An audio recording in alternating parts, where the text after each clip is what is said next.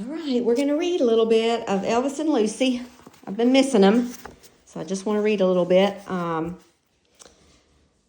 And so, just to catch up, because it's been a while, Elvis was probably at a Louisiana hayride in the spring, sometime in April or so of 1955. And he just had a feeling he was going to run into Lucy. So he drove down to Monroe on their way back to Memphis and saw her at the park. And they chatted for a little bit, and then he called her some. And then in August of 55, he comes to Shreveport, not Shreveport, to Monroe, where she is. And the man that owns Silverstein's tells Lucy that he's in town. And he had gotten her upset because he was trying to set her up to meet some older gentleman. And she went and hurried up and did her window treatment. And she's running out the door because she's upset because he was in her business. And runs into Elvis. So this is in August of 55, and at this time in the book that I also kind of referenced called Elvis Day by Day, where this guy literally goes through his life day by day and wrote a book about it. And that summer, the late summer, July, August, he was in a hillbilly show, a Hank Williams show, hillbilly show, which is something that the Colonel had put him in. And he was one of a lot of other country singers, the Carter sisters, June Carter and her sisters and mother, Maybelline, and just a bunch of Fair and Young, a bunch of other people were a part of this show, and they were touring around, and they come to Monroe, and so that's why he's there. He came a day early to spend some time with her. And so he shows up at the store with his wilted rose that he's probably had in his pocket, and to surprise her. Okay, so here we go. We're going to read, starting right here, August 1955. I'm not going to read this whole chapter, just some of it, because I've got things I need to do. But I just got to get my nose in a little bit. I've been missing him. Okay. So they bump into each other, and Elvis says, would you do me the honor of walking with me? Walking was a good idea and fast. I didn't want anyone to see us together. As we crossed the street, I almost bumped into my friend, Mr. Reuben, the jeweler. Remember, he's the one that speaks French. So she runs into him. He just looked at me, then at Elvis, and smiled his approval. I smiled back weakly and hurried away. I love you, lady, Elvis said as we ducked around a corner. You're crazy. Why didn't you call? It's better this way. I get to see your face light up when I surprise you. What you're seeing is fear, I said, only half kidding. Come on, I have a room. I'm staying here for a while. I have to perform. Elvis had checked into an old hotel only a few blocks from the store. I hated the idea of going immediately to his room, but we had to get out of sight. Elvis dropped behind me as we walked. I just want to see the view from the back, he cooed. We spent the rest of the afternoon in each other's arms. Hey, there's still one thing we've never done together, he said, jumping out of bed. Let me say that again. Hey, there's still one thing we've never done together, he said, jumping out of bed. We haven't gone to the movies. I saw the sign saying that a Brando movie was playing here. Let's go. One of his favorite actors was Marlon Brando, and his other favorite actor was James Dean. So we dressed and walked to the Paramount Theater about a half block away. The movie was Desiree and starred Elvis's hero, Marlon Brando. Gene Simmons played Desiree. It was an incredible coincidence. The movie seemed to be all about us. Desiree was Napoleon Bonaparte's lost love. His career and great ambition forced them apart, but their love never died. It was a moving story that held us spellbound. We held hands the whole time. When an especially tender scene came on, Elvis squeezed my hand. He chattered during the movie, offering his opinion on everything from history to the clothes, which he did. Everybody that I've read any story, anything, or saw any interviews, he would go to the movies and he would talk about the movie. If he watched TV, he talked about what was on TV right then and there. It's like you probably want to pause it while he talked, but you couldn't back then. Do you think I look like Brando? No, you look like Elvis Presley. I wish I could act like that. I'm sure you can, I whispered, and you're better than Brando. He can't sing. He really liked hearing that. Lucy, you saw how he loved her forever, he said after the movie ended. That's how our love is. You'll always be my Desiree. Napoleon was a fool to let her go. I won't make that mistake, I promise. The next evening, I saw Elvis perform on stage for the first time since the Eagle's Nest 2 years before. I arrived early and got a seat up front. It was a smart move. The performance attracted a large crowd, practically everybody in town. There were many different acts in the show, including a bunch of hillbilly bands and a man who sang corny songs. It was clear that everyone had come for one reason, to see Elvis. The instant he appeared, the woman next to me screamed so loud I thought someone had been murdered. That started it. The whole crowd started screaming. I'd never seen women, grown women, act so stupid. They were jumping up and yelling at the top of their lungs. I was happy for Elvis, though. This kind of reaction would enhance his career. I wasn't jealous. I was proud that I knew him. Right after he came on, he looked through the audience until he found me. After that, it seemed like he played the whole concert for me. He was sensational. His voice, what little that could be heard over the screams, was richer and more practiced. His movements were smooth and sensuous. And I can vouch for that because I have a CD set of all of his recordings made at Sun Studio, which were his very first ones. And you can really hear how his voice improves from when he first went to make that very first recording for his mama all the way through. And so he's been performing and he's just getting practice. And he just learns from the experiences and he's been playing with his voice and just really...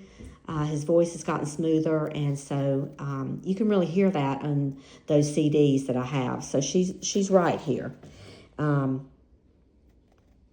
His voice was richer and more practiced. His movements were smooth and sensuous. My only complaint was his outfit. He wore a shiny black satin shirt with gold braiding around the collar and front, and gold buttons. So you can kind of picture that. Black shirt with gold braiding around the collar and the front and gold buttons.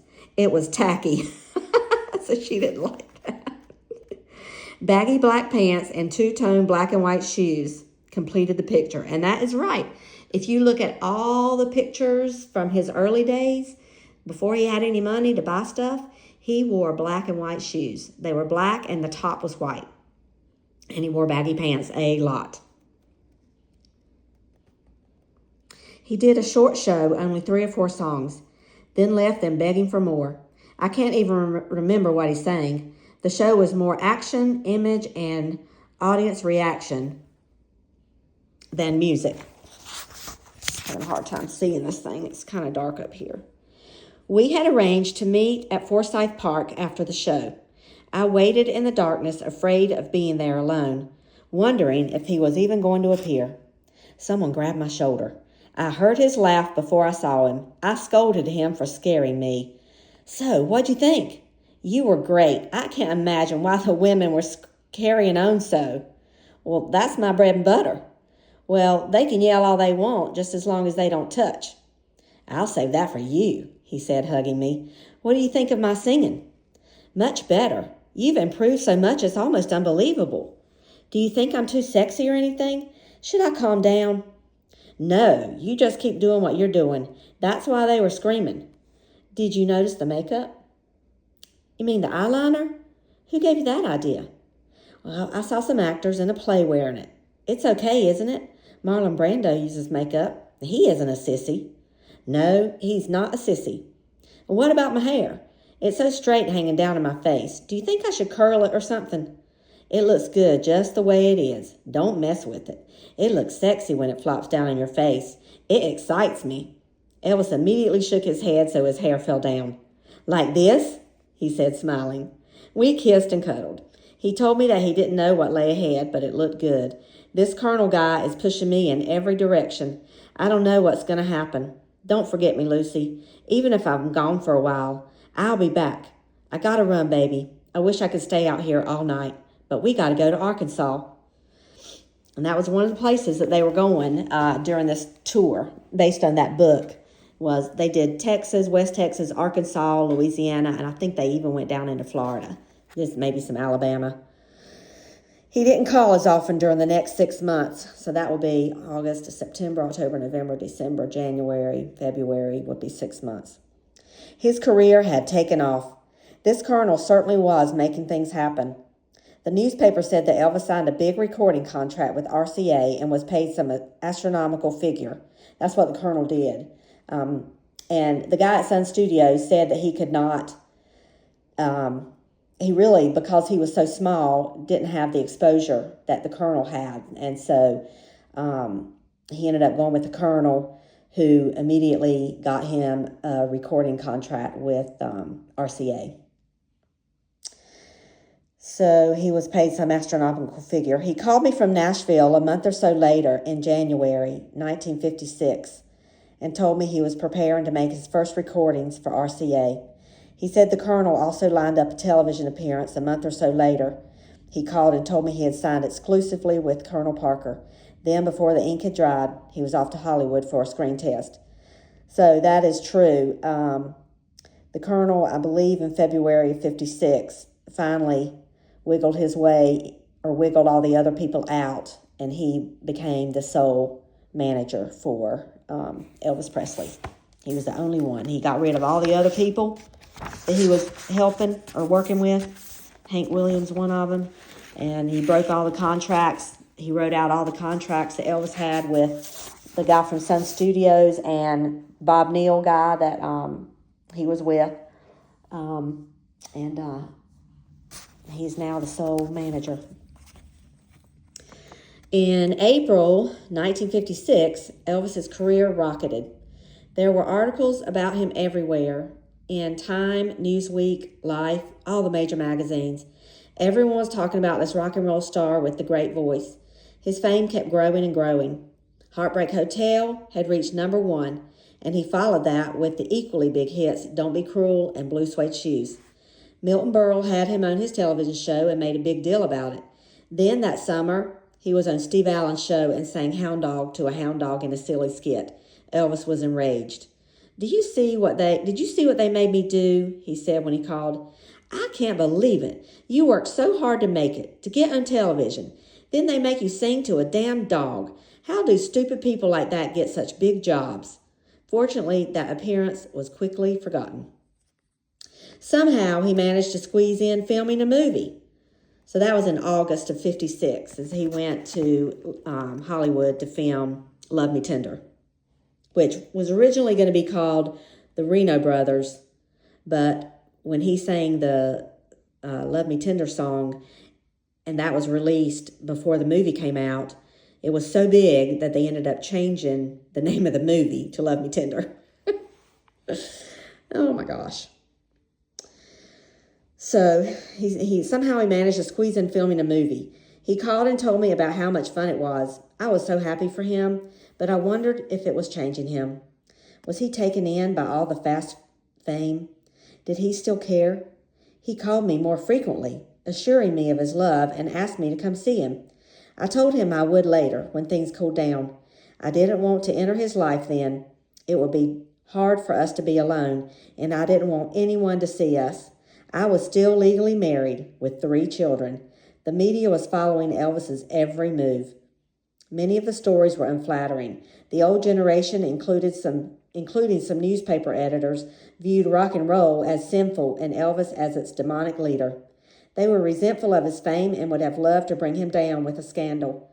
So you have to remember, and you have to remember this throughout this whole book, that she did not want to enter his life at all the different times that he's going to ask her, because there was a lot going on in his life at different times, different things going on in his life, and she did not want to create a scandal because she was married.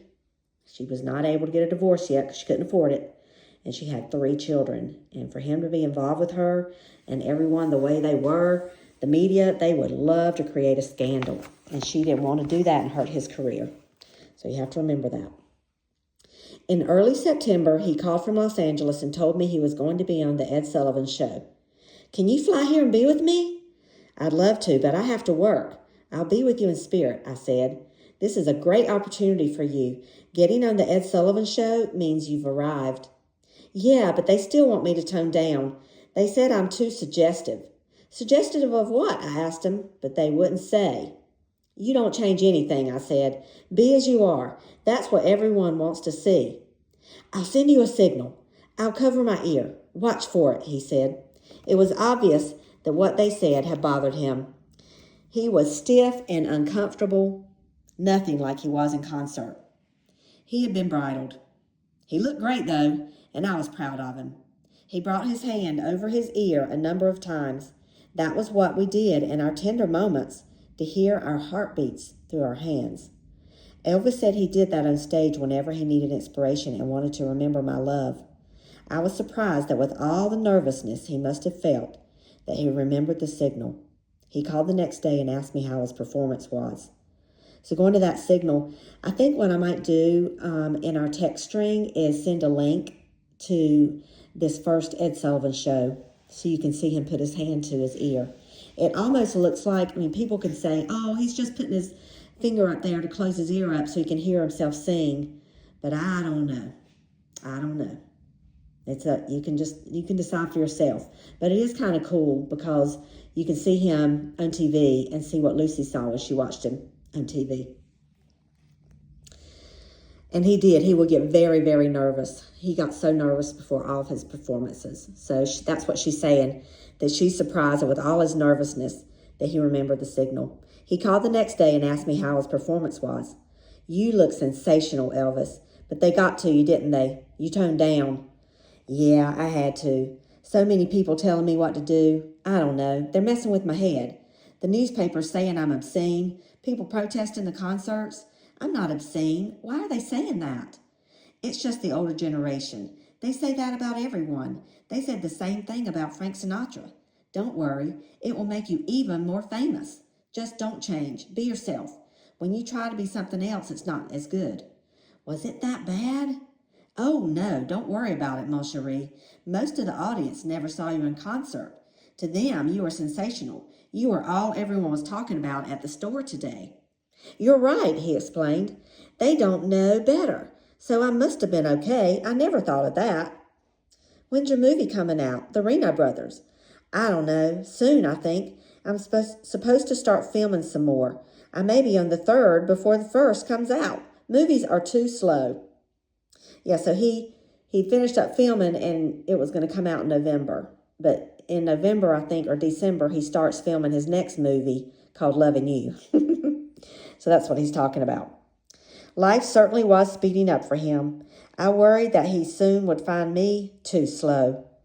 After fame in Hollywood, would he still enjoy the simplicity of our love, especially now that half the women in the world wanted him? His first movie came out that November. The title was changed to Love Me Tender, which was Elvis's song. That was another sign of just how big Elvis was becoming. They had changed the focus of the whole movie to showcase him. I went to see it at the Paramount, the same theater where we saw Desiree together the year before. Yeah, it's been a whole year. Because remember, they went to see Desiree in August of 55, and now this is November of 56. I started crying the minute he came on the screen. I missed him so much. And he seemed so real. They captured him well in that movie. Elvis appeared at ease and looked like he was just being himself. The ladies at work had also seen the movie and were talking about him. Isn't he the kid that played out at the fairgrounds? Someone said. It can't be, someone else said. I guess people feel movie stars drop from heaven or something. My friend Ginger Coates asked me why I wasn't excited like the others. Hey, Lucy, this is one guy who would even excite you, she said. Little did she know. So, Ginger Coates is the lady that this guy interviewed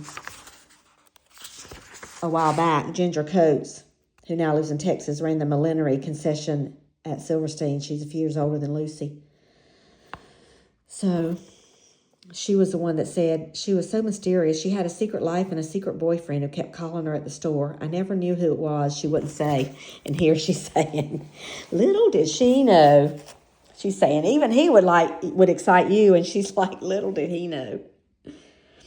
Elvis appeared on Ed Sullivan a few more times. The last time in January 1957 was the time they showed him only from the waist up.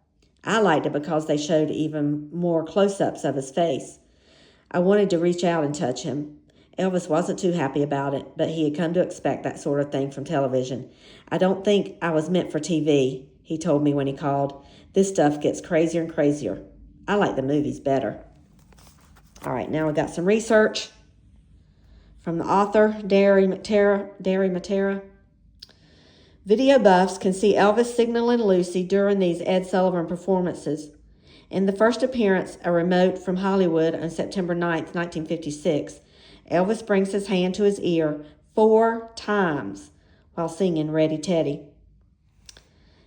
At his second appearance, October 28th, he signals her once during Love Me Tender and twice during Love Me. He can also be seen struggling to tone down his movements during Hound Dog, when she says, he had gotten stiff. In his third appearance on January 6, 1957, he signals Lucy once during Too Much. So that's all we're going to read today. But talking about those videos or those appearances, they are quick when you see him put his hands up to his ear. So it is hard to say. And it's not like he's like looking at the camera saying, I love you, Lucy, with his hand to his ear. He does it very inconspicuously. And so it's hard to say. It's just up to you whether you want to believe it or not. She's saying that he told her he was going to do it. So, and the fact that he does it, to me, it's part of their communication. So I want to believe that he is signaling her. It's interesting. So anyway, that's all we're going to read right now, and I'll get back to this later. I don't know if I'll have a chance to read while I'm in Florida over the next week, so it might be a while. So hopefully this can tide you over and continue to give you guys that are not caught up some time to catch up. All right, I'll talk to you later. Bye.